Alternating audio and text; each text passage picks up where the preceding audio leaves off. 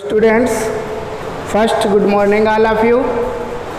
जैसा कि आप जानते ही हैं, पिछले वीडियोज़ में हम आपको जो है इंग्लिश ग्रामर के तहत अभी हम आपको पूरे टेंस समझाने का प्रयास कर रहा हूं और उसमें से लगभग आपके जो है नियर अबाउट 5 टेंस मैं आपको पढ़ा चुका हूं और आज जो है पास्ट कंटिन्यूअस टेंस लेकर फिर आपके सामने प्रस्तुत हुआ हूँ। तो आप लोग जो है ये पास्ट कंटिन्यूअस की पहचान जो मैंने पहले से बोर्ड पर लिख रखी है, आप लोग भी अपनी नोटबुक में इसको नोट कर लें और फिर जो है हेल्पिंग वर्ब्स का ये सारी चीज़ें आप नोट करें और याद करें।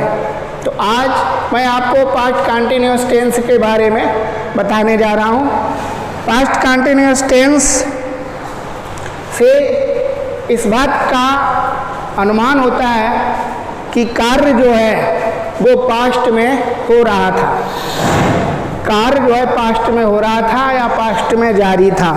इसीलिए पास्ट कंटिन्यूअस के वाक्यों, हिंदी वाक्यों के अंत में रहा था और रही थी और रहे थे शब्द आते हैं। तो आप भी जान लीजिएगा, जिन हिंदी वाक्यों के अंत में रहा था, रही थी या रहे थे शब्द आ जाएं तो आप समझ लें कि वो पास्ट कंटिन्यूअस के वाक्य हैं और उनमें जो है बाज और बर का यूज होगा।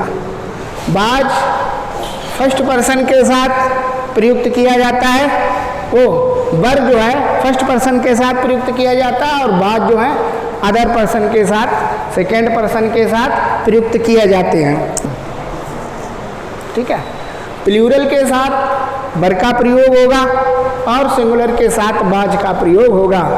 परंतु आई जो है हमारा फर्स्ट पर्सन, पास्ट कंटिन्यूअस में बर, आई के साथ बर का प्रयोग नहीं होता है। आई को भी सिंगुलर ही मान लेंगे, आई के साथ इस टेंस में आई के साथ बाज का प्रयोग होगा। तो आई के साथ बाज का प्रयोग होगा, आई बाज कहेंगे, आई बर नहीं कहेंगे, ये ध्यान रखना है। इसके बाद जो मैंने आपके सामने ये स्ट्रक्चर लिखा है, पहले ही मैंने आपको बताया था कि रहा जिसमें भी निकलेगा उसमें वर्ब का आईएनजी फॉर्म अवश्य प्रयुक्त होता है। तो सब्जेक्ट रखेंगे सबसे पहले स्ट्रक्चर में। सिंपल सेंटेंस बनाने के लिए सबसे पहले सब्जेक्ट रखते हैं, यानी कर्ता रखते हैं। कर्ता अगर सिंगुलर है तो बाज का प्रयोग करेंगे और अगर प्लूरल है तो बर का प्रयोग करेंगे। सब्जेक्ट, फिर हेल्पिंग वर्ब बाज या बर में से एक और फिर क्रिया के फर्स्ट फॉर्म में आईएनजी ऐड करेंगे और बाद में ऑब्जेक्ट रख देंगे। जैसे आप कहें कि मैं खेल रहा था तो आई वाज प्लेइंग, वे जा रहे थे तो दे वर गोइंग। इस प्रकार से वाक्यों की रचना होगी इसमें। और अगर नेगेटिव सेंटेंस आ जाता है जिसमें नॉट का प्रयोग होता है तो सब्जेक्ट रखने के बाद बाज नॉट या बर नॉट का प्रयोग करते हैं। वही प्रक्रिया इसमें भी, अगर सब्जेक्ट सिंगुलर है तो बाज नाट का प्रयोग करेंगे और अगर सब्जेक्ट प्लूरल है तो बर नाट का प्रयोग करेंगे। फिर बर में आईएनजी लगा देंगे और फिर ऑब्जेक्ट रख देंगे। जैसे ये कहें कि वह अपना पाठ याद नहीं कर रही थी तो she was not learning her lesson.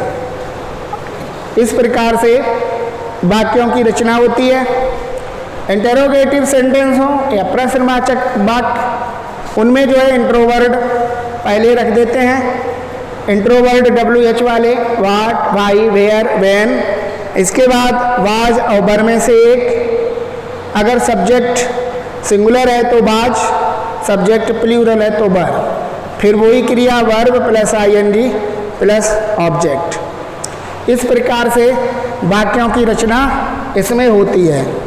जैसे तुम क्या कर रहे थे, तुम क्या कर रहे थे, तो क्या जो है वाक्य के बीच में आया है, तब क्या की अंग्रेजी इसमें लगेगी। What were you doing. What were you doing का मतलब है तुम क्या कर रहे थे। तुम क्या खा रहे थे, व्हाट वर यू ईटिंग। तो इस प्रकार से पहले इंट्रो वर्ड, फिर बाज वर्ड में से एक चीज़, फिर सब्जेक्ट। और इंट्रो वर्ड इंट्रोगेटिव सेंटेंसेज में सब्जेक्ट अधिकतर 3rd नंबर पर आता है। तो तुम क्या कर रहे थे, व्हाट वर यू डूइंग। इस प्रकार से वाक्यों की रचना होती है।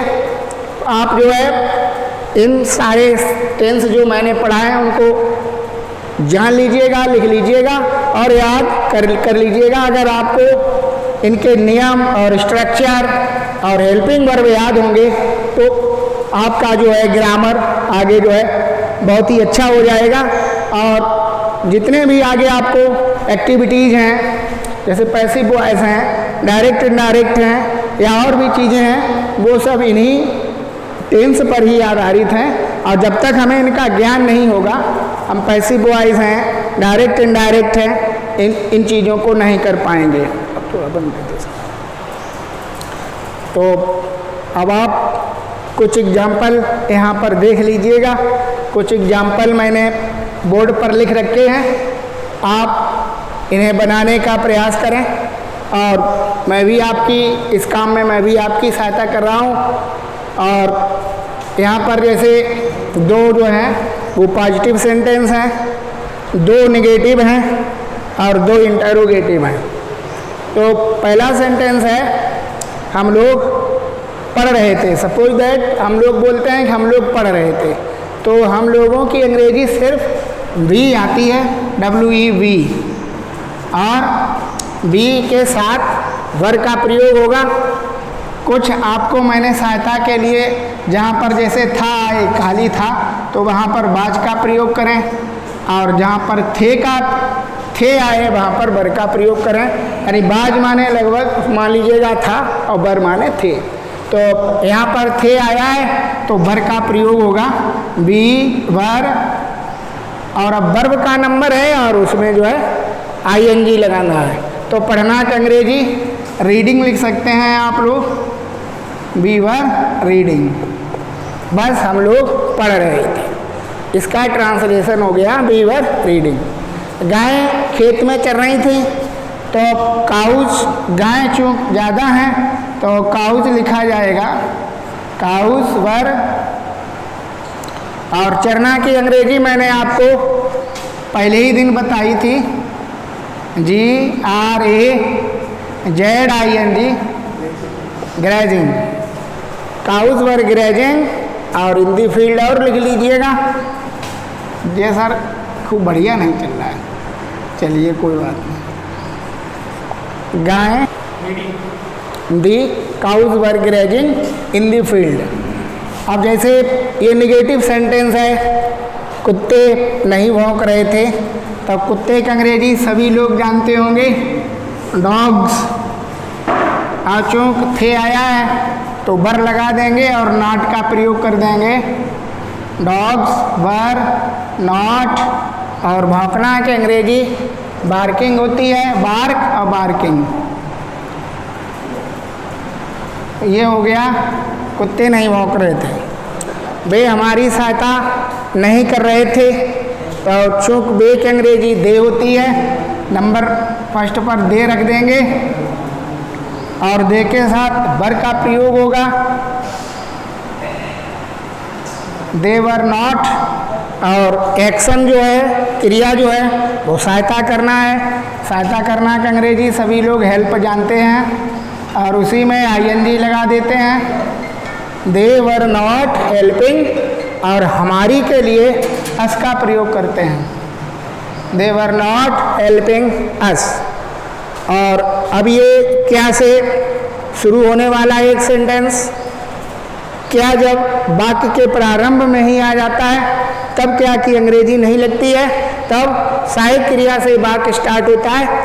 और अगर क्या शब्द बीच में आता है तो उसकी अंग्रेजी अवश्य लगाई जाती है।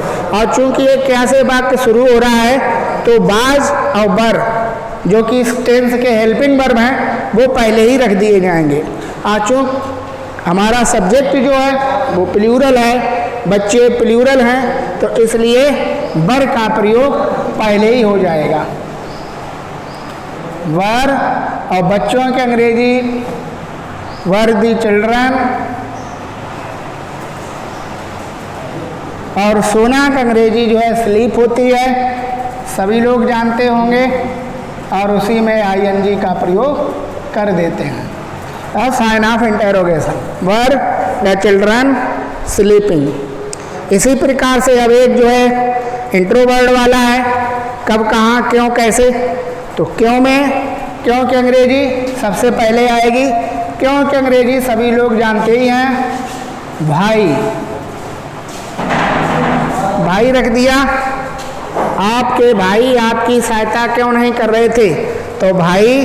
और चूंकि आपके भाई जो हैं वो प्लूरल में है, इसलिए दूसरे नंबर पर बाज और बर की जगह पर बर का प्रयोग होगा, भाई वर। अब इसके बाद थर्ड नंबर पर जैसा मैंने लिखा था सब्जेक्ट रखा जाएगा। सब्जेक्ट है आपके भाई। आपके भाई की अंग्रेजी है योर ब्रदर्स, भाई वर योर ब्रदर्स।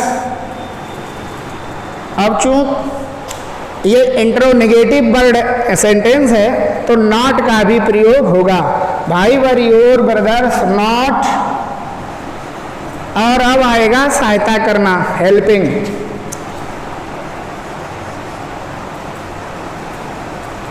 भाई were your brothers not helping, और आपकी के लिए यू का प्रयोग कर देते हैं।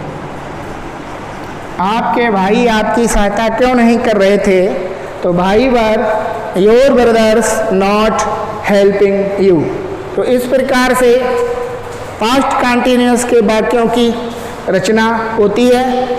और अगर सिंपल सेंटेंस दिया हो, नेगेटिव में बदलना हो तो नॉट और बढ़ा देते हैं।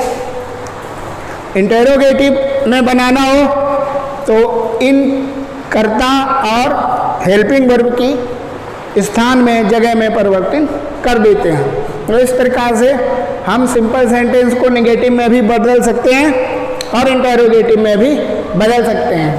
अब मैं आपको जो है कुछ सेंटेंस होमवर्क के रूप में लिखेंगे बोर्ड पर, आप नोट कर लेना, जैसा कि मैं रोज आपको होमवर्क देता हूँ। आप सभी लोग ये जो मैंने 7 सेंटेंस दिए हैं आप इन्हें नोट कर लीजिएगा और फिर इन्हें जो है अपनी नोटबुक पर ट्रांसलेट करने का प्रयास करिए। हालांकि कोई भी कठिन सेंटेंस मैंने नहीं दिए हैं, बहुत ही वेरी इजी सेंटेंसेज हैं। आप थोड़ा सा प्रयास करेंगे तो साथ के साथों साथ सेंटेंस बन जाएंगे आपके। कोई भी ऐसी इसमें चीज़ नहीं मैंने दी है जो आपको मालूम ना हो। जैसे एक काम करना कि सभी लोग जानते हैं, हम लोग अपना काम कर रहे थे, हम लोग की अंग्रेजी अभी मैंने आपको बता दी थी, बी लगा देते हैं। काम करना की डूइंग अवर वर्क होती है। जाना की अंग्रेजी सभी को मालूम है और सहायता करना की सभी को मालूम ही है। चहचहाना जो है, चिड़िया नहीं चहचहा रही थी तो चहचहाना का अंग्रेजी चिरपिंग लगा सकते हैं या ट्विटरिंग लगा सकते हैं, ट्विटरिंग। और इसके बाद और सब सरल ही सरल वाक्य हैं। एक क्या वाला है, क्या में बाजवर का पहले प्रयोग होगा। और बुलाना की सभी लोग जानते हैं, काल, कॉलिंग। और सहायता करना की हेल्पिंग और कभी की अंग्रेजी वैन।